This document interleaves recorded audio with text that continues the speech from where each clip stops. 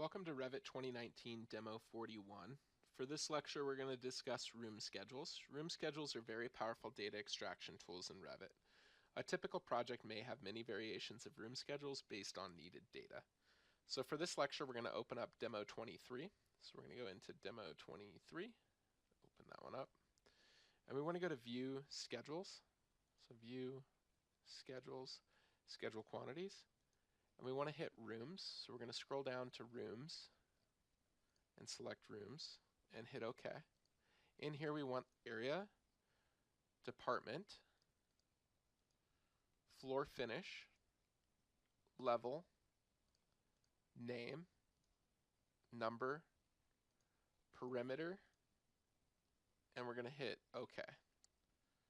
Oh, not hit OK. We're going to just add those over. Now we want to sort and group. So we're going to go to Sorting and Grouping, and we're going to sort by name. And we're going to say grand totals. And we want to say, we'll just leave that. We just checked grand totals.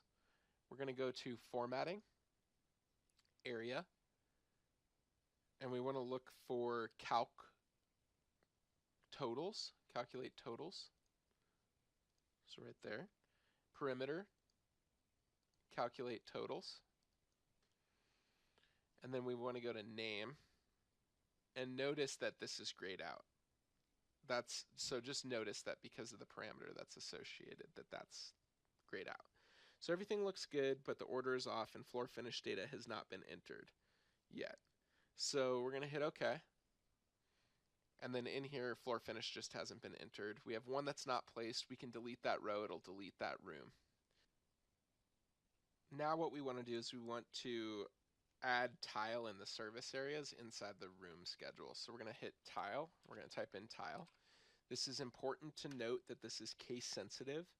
So only enter the data once, then use the arrows. This is important really because the text is case sensitive. So tile with lowercase and capital tile will be two different materials to Revit. We're going to add wood in living areas. So we're going to type in wood, hit enter. So I'm just going through. Notice that that's an instance-based parameter, meaning it's not updating everything. And then we're going to go add painted concrete in the non-living space. So painted concrete. And then notice I can hit this drop down and just select wood. So I'm just kind of going through, placing wood. And then in the corridor, we also want to add tile. So we can just add tile. And then in our sleeping areas, we're going to put carpet. So we'll go ahead and type in carpet one time. Enter. Carpet. Carpet. So right now we want to right click over the room schedule, which all this is going to do is take us into the properties. And so we could right click here. There used to be a properties dialog that showed up down here when you right clicked, and it doesn't show up anymore. So it's just always active as long as you're in the schedule. So over here on the left, what you can do is you can go to fields and we can re-edit these areas. So I'm going to move level to the top. I want number below level, and then I want name below number, and then I want department below name, and then I want area, perimeter, floor finish. And then I'm going to check the result and hit OK. Now what we'll notice from this is that only level 1 is showing up on the room schedule, so we want to organize by room number. So we're going to go back into our properties and go into sorting and grouping. So under sorting and grouping, we're going to change this to number. And we're going to check grand totals, which we have, and hit OK. And I still only have level 1 in here, but that's OK for now.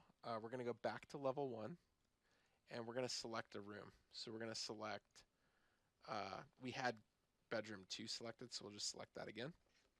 Notice the floor finish is populated. So if I go in and look at floor finish, that one's automatically populated. And I can change that value on the fly as well. So that's really powerful because it allows me to be able to modify what values are associated to each room. So if I wanted to change the bedroom to a tile room, I could scroll down and change that to tile and hit apply. And now that's associated. So it's all a database. It's all modifying those values, and it's all updating the way that I want to see it. So for now, go ahead and hit ZE. We'll kind of get this view nice and organized, and hit File, Save As Project, and we're going to save this as Demo41.